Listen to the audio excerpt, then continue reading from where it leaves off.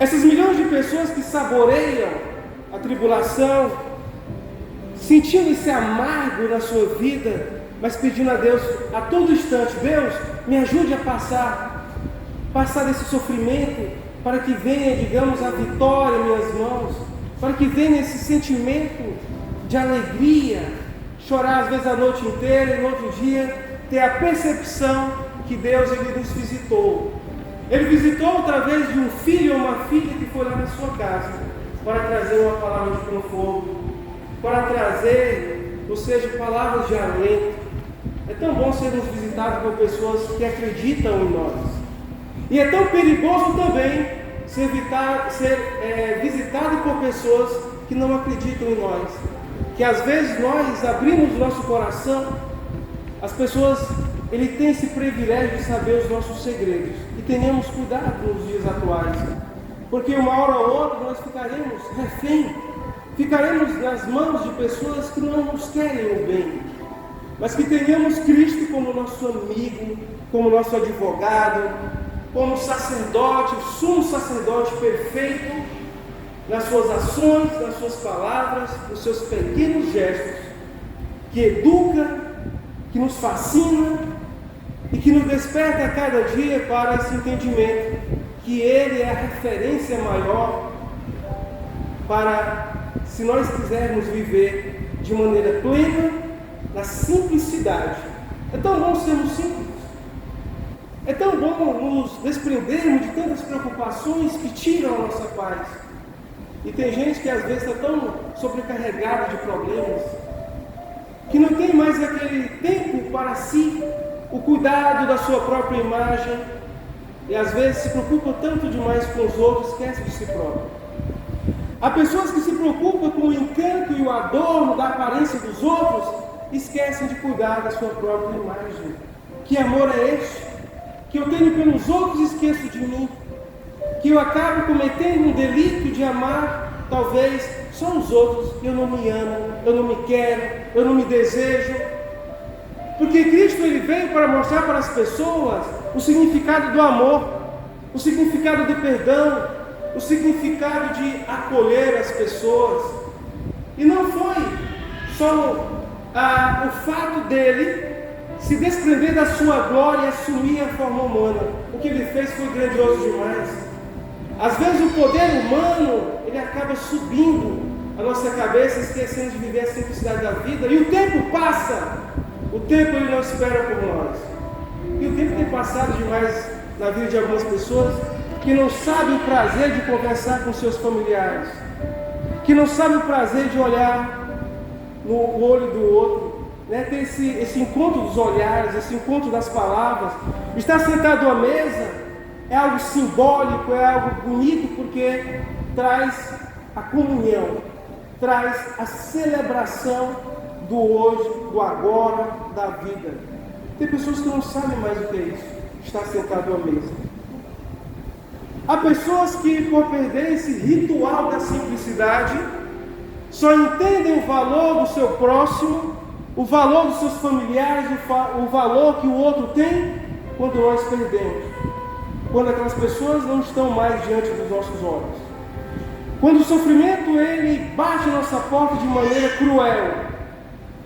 Quando nós sofremos porque perdemos tantas pessoas. Mas quem nos separará do amor de Deus? Será se é a perda de alguém? Será se é a perda de um emprego?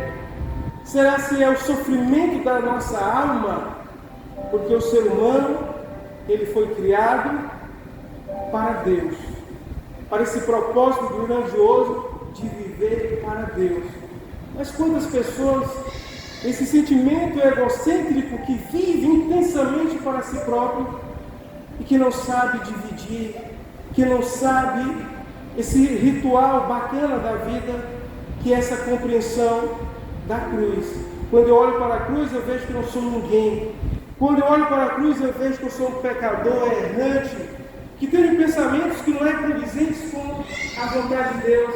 E é nessa hora que eu sei que, quando as minhas atitudes não é coerente com o que Deus ele quer, com o que eu penso, com o que eu acho, com o que eu faço, é o despertamento para entender que a sua morte não foi em vão. E é preciso que todos nós tenhamos esse sentimento como um cristão, que se coloca na vida do outro, que não faz descaso quando alguém sofre, porque o sofrimento ele pode bater na sua porta também. Ela virá. Alegria também virá em nossa vida.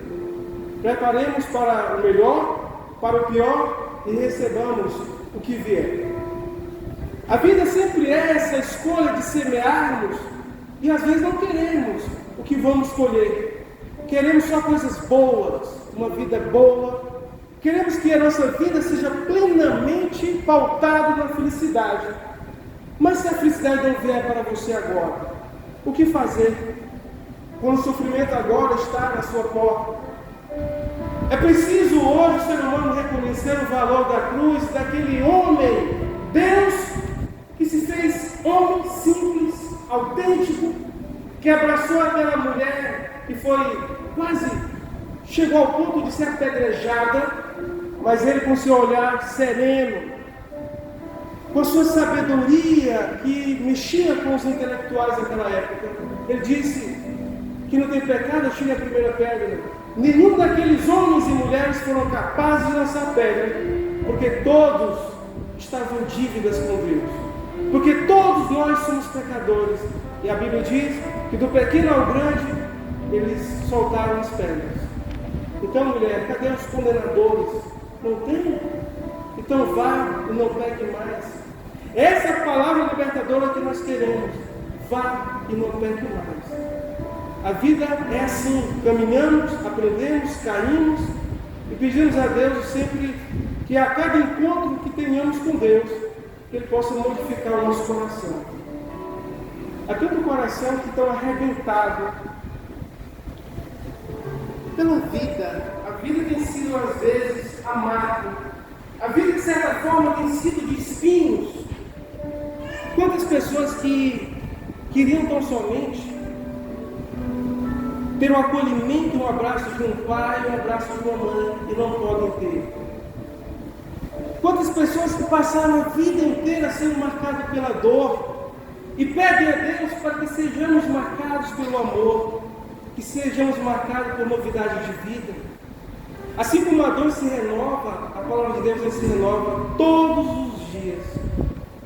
E Deus ele insiste em nosso coração que possamos abrir, que Ele possa deixar as sementes do bem e que nessa vida tão curta e passageira tenhamos em nossa consciência a tranquilidade que passamos por essa vida e procuramos ser um ser humano bom, um ser humano honesto, um ser humano justo, um ser humano que teve coração parecido com o nosso mestre, coração perdoador também.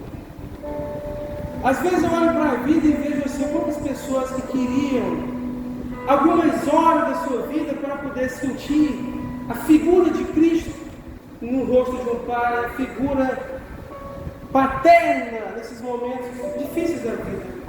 É tão bom receber um abraço, é tão bom receber uma palavra, e quando essa palavra não vem, quando você percebe que é só Deus em você, dessas dores da alma, quando você percebe que quantas vezes você já pensou em desistir e não desistiu, quantas vezes você teve que se fazer com tudo para poder se tornar tudo na vida de alguém, quantas vezes você teve que ser um psicólogo na vida do seu próximo, ser um professor na arte de ensinar com a vida e com as palavras também.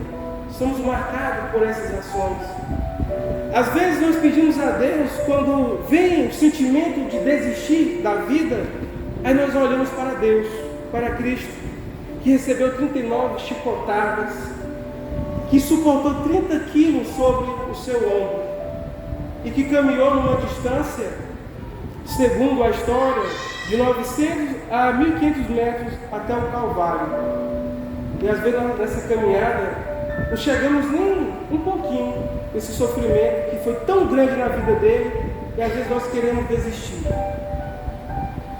Ele que recebeu chicotadas, ele que se fez, talvez passou por essa vergonha de estar na cruz e ficar meio que despido diante das pessoas, que sentiu cansaço no seu corpo, a sede que estava tão, meio que era o que batia na vida daqueles 3 homens, era sede. As dores das suas costas porque ele apanhou demais. E muitos deles, é claro, por tanto sofrimento veio a febre, as inflamações, por todo o sofrimento que passaram, o desejo pela fome, o desejo pela sede. Há pessoas no mundo que sentem a fome é pelo alimento espiritual. Tem pessoas que precisam demais ser preenchido por Deus, porque se não é preenchido por Deus, é preenchido por outras coisas. E quando é preenchido por outras coisas, a nossa vida ela perde sentido, a nossa vida perde propósito e chegamos a cair nessa ilusão. Então a vida não é mais a mesma que eu pensava. Então a vida não tem mais sentido como antes eu imaginava. Então cabe a mim atirar talvez a minha própria vida, mas não vale a pena. Se temos a certeza dessa vida agora, que tenhamos a certeza maior do que virá, onde não haverá choro, onde não haverá lágrimas, onde não haverá sofrimento, discórdia, onde não haverá competições, onde teremos aquele que é o Rei dos Reis, Ele que iluminará, como ilumina também nos dias atuais, Ele que iluminará a nossa vida por inteiro. Porque quando a Bíblia diz, quando tem 1 ou 2 ou 3 pessoas que falam no seu nome, lá Ele se faz presente. Que tenhamos o cuidado em relação ao nosso coração para que o inimigo não invada o seu coração e transforme um canteiro de coisas ruins, mas que sejamos capazes de fazer escolha para pedir esse bondoso Deus que nos revista com caridade, com amor, e que o dom supremo, todo aquele que tem o dom supremo, ele é capaz de tolerar o seu semelhante, ele é capaz de perdoar também. Aquele que não tem o dom supremo, ele é incapaz, ele é insensível à dor do outro. Aquele que não tem o dom supremo, ele não sabe, porque ele ainda não sentiu o significado do amor. O amor, ele suporta, o amor ele é paciente, o amor ele tolera tanta coisa, para a gente não perder o outro. E nessa caminhada, Deus ele quer, na verdade, é que possamos renovar os nossos votos que fizemos lá no princípio. Deus, renove o meu amor por Ti, renove o meu olhar misericordioso pelo meu semelhante, que renove as minhas forças, porque eu tenho a plena convicção que nada irá nos separar do amor de Deus. Será se é a fome? Será se é o sofrimento? Será se é essa angústia que teima em seu coração para lhe fazer infeliz? Será se é esse sofrimento que quando você acorda, você já acorda com aquela infelicidade no seu coração? Aqueles pensamentos acelerados, aquela dor no peito, e você não sabe o porquê disso. Deus, por que eu estou sofrendo tanto? E às vezes nós deveríamos talvez questionar e indagar a Deus de outra maneira. Deus, como é que eu posso suportar isso ao seu lado? Me dê essa sabedoria de vida para suportar tudo isso